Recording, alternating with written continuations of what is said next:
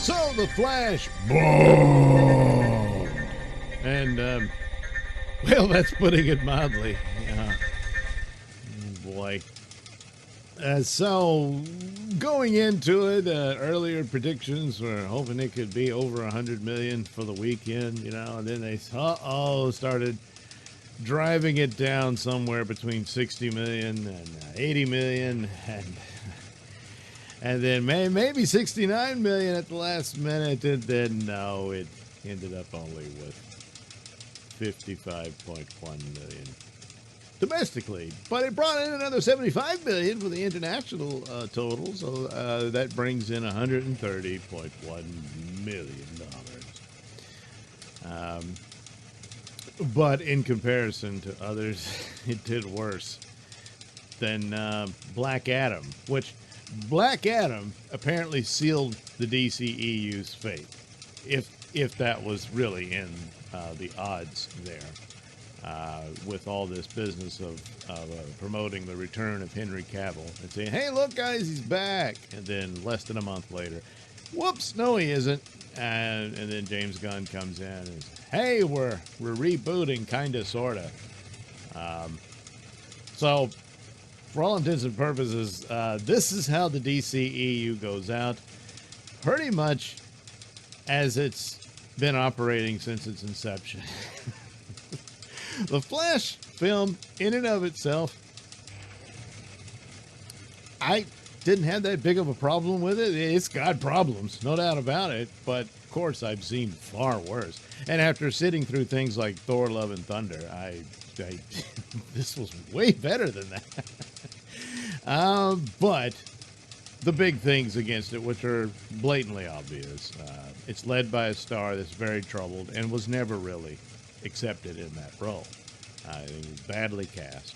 It was an odd thing. I mean, Zack Snyder cast some pretty good actors in some of these roles, most notably Henry Cavill as Superman and Gal Gadot as Wonder Woman.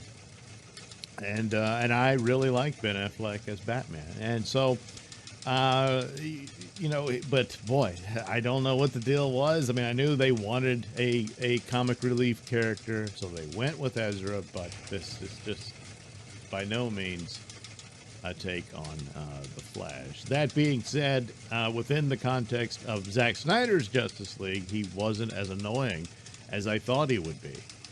And even in this film, the irony of it is where his version of Barry Allen has to confront the fact that he is an annoying a-hole in the film, as the mature version of him witnesses his younger self and so on, and trying to get him to take this seriously and all that. Some of those elements worked, probably would have worked much better in the hands of someone else, but also the terrible trouble surrounding Ezra Miller, that's very disturbing and creepy, and cast a dark shadow over all of this. But at the same time, it was also doomed by the shenanigans that continues to haunt any attempts at DC movies way back at the beginning of the Snyder era. Constant interference, that 11th hour stuff, change it into this and that type of thing, scuttled an awful lot and had no real direction. Snyder did, and you can take it or leave it, and they decided to leave it, but they didn't replace it with anything else. At one time, they were looking forward to a Justice League versus Legion of Doom, but then their butchered Justice League film crashed and burned. And after that, they really had no other direction. And then all of a sudden, Aquaman hits $1 billion, and like, whoa. They probably would have rebooted a couple of years later after that if Aquaman hadn't hit so big. But it did. It's a strange series of circumstances through several hands, that's taken over Warner Brothers over the time. And it pretty much all ends here, which, of course, The Flash was, okay, this will be a movie that actually resets everything. And so they had one idea. Then they changed hands and had to change it to another idea. Then change hands again, and it changes to what it is now, which is no reset at all. It was just a bad multiverse film, basically. It wasn't on par. Obviously, nowhere near on par for the Spider-Man film, which, once again, even in their death throes, the MCU still beats DC. Which is an idea they stole from them again. So, it was just too much running against it. And now to find out what the second ending would have. The original ending would be that Supergirl and Michael Keaton Batman survived somehow. I don't know if they explained it or not. They didn't really do a whole great deal of explaining all of this in the first place, just having Michael Keaton tell them that the multiverse or manipulating time is like spaghetti. And so that's the explanation of why this world that Barry finds himself in is basically a patchwork of other worlds, really. You've got Michael Keaton's world, you've got young Barry Allen's world, and you've got Supergirl's world. It seems like they would be in separate entities themselves. It seems to suggest that that's the manipulating of time made this happen, so it's a world that probably shouldn't have existed anyway, but whatever. But anyway, that original ending, Michael Keaton, Bruce Wayne, and Sasha Calle's Supergirl show up. And that was the jaw-dropping for Ezra, or Barry Allen, finding out that, oh my God, I'm not back home. It's still different. And then he has his, visit with Aquaman, trying to explain to him that things are different, and Aquaman's too drunk to understand. And that's that. Then the other one, well, Gal Gadot and Henry Cavill Superman were to show up. But I didn't know that the idea was to still keep Michael Keaton in. And Supergirl. Now, that part I like. I actually didn't mind her as Supergirl. And if they're supposed to be doing a Supergirl movie under James Gunn, his regime, as it were, and if they keep her as it, I wouldn't have a problem with that. I don't like that it's going to be a derivative script of Tom King, but what are you going to do? But it would have been even better had there been involvement of Henry Cavill being her mentor, and the idea of the two of them appearing at the end there, that would be interesting. It would also suggest that yes, things have changed. And I don't know why Gal Gadot would have been there as Wonder Woman, but she would have been there in this scene. And then Michael Keaton shows up, and he's still the Batman of this world. And, Barry's like, huh? And that would still have that ending. And I guess they would go forward with him making cameos throughout. The idea was him to be a Nick Fury type character and all that. Wouldn't be too crazy about that. I was perfectly fine with them offshooting him into an Elseworlds film of Batman Beyond. I think there were plans for that, but it all got scrapped with all this changing. And so Michael Keaton's appearance in DC is this film, and that's it. No Batgirl, no nothing. So, and no Aquaman. He shot scenes for that, but they've taken that out. So it's all very bizarre. Back and forth. And then finally, just for the gag, James Gunn comes in and says, hey, put George Clooney in it. That'll be silly. And so they did. Which means nothing. He's not going to be Batman in The Brave and the Bold.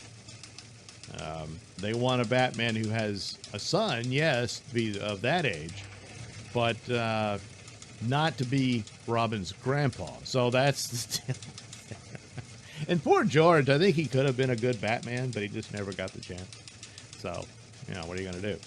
But that's all that is. And it really sealed the film's fate on top of all of this. And things don't look great for Aquaman. And Blue Beetle, they just all of a sudden hyping, well, it's actually the first DCEU film. It's not really. All they're going to do is cut out whatever references were in it that would refer to what the Flash did and what the current holders of the titles of Batman and Superman were and all that. In fact, I think they were just going to have it where Supergirl was the only super person in there, or something like that. And you just eliminate all that. There's still mentions of those characters, or certainly Batman you've seen in the trailer, that kind of thing. But all in all, the Blue Beetle film basically is kind of a standalone film, so they could easily weave it in to the DCU. unless, of course, it bombs, which it may very well with this track record going on. And then Aquaman, it's like, because you told them, you've told the audience, these are dead-end films, they go nowhere. When they were presented as episodes of a shared cinematic universe. But you just said the shared cinematic, so there's really not enough excitement to go see it. And it's just, well, it'll be on Max, I'll wait. And there you go. That's about the best you can hope for them. But that's too damn much money spent on these for them not to bring that much in. So this is a disaster. It's cost them. And they're no one to blame but themselves, well, to some extent. But Ezra Miller takes a lot of blame, too, because of his weird, creepy behavior.